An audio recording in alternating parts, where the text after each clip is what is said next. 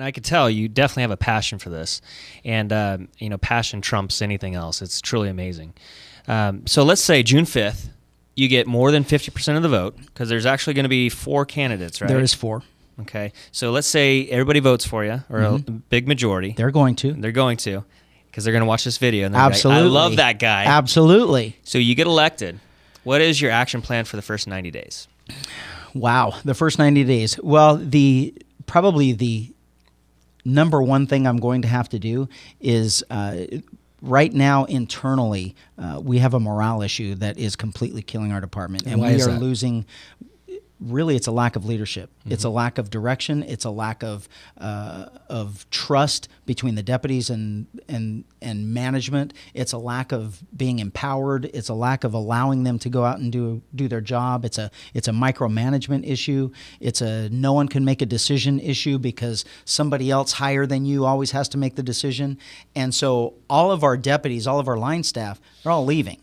And they're going to work for other police departments, and that has to stop. I mean, immediately they have to know that we are changing direction, and they have to be empowered to go out there and want to make a difference. They have to know that is our mission. Is everyone's on the same page now, and this is where we're going. We have this community-oriented philosophy that we are going to get to eventually, and everybody better be on that path to get there. And that's all anybody wants. They want to know what I'm supposed to be doing today and what do I have to do to get there.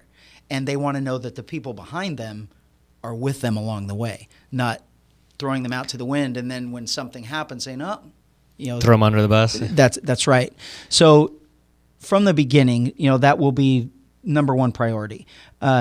We have a enormous staffing issue in our department where we are not there is no one going through and making sure that we are spreading the brunt of our budget woes and our lack of personnel woes evenly amongst all the stations. Some are worse than others.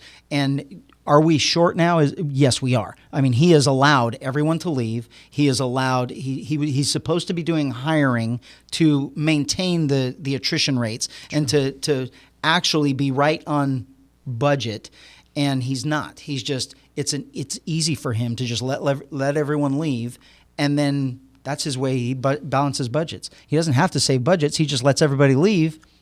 Now He's not spending any money. So which means we have less resources, less people on the streets. Man. Absolutely. So everyone's going to have to bear the burden of this equally. True. And the deputies will like that.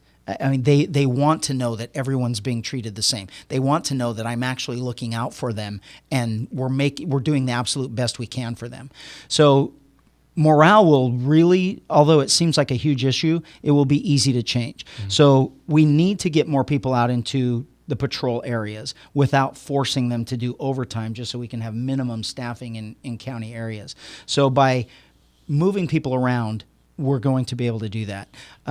We have a lot of deputies that are working inside the jail. They need to come out. They need to be back out in patrol where they belong. That has to happen. That really will be my number one priority, because once I get those out of there, that's where that $10 million savings coming from. That now I have $10 million that I can play with, whether it's staffing or equipment or updates to make things more efficient, those types of issues.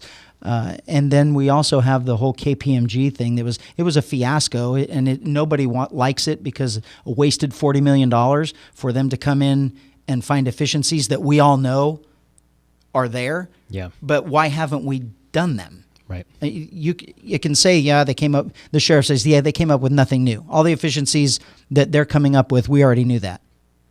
Okay, well then why haven't you done them?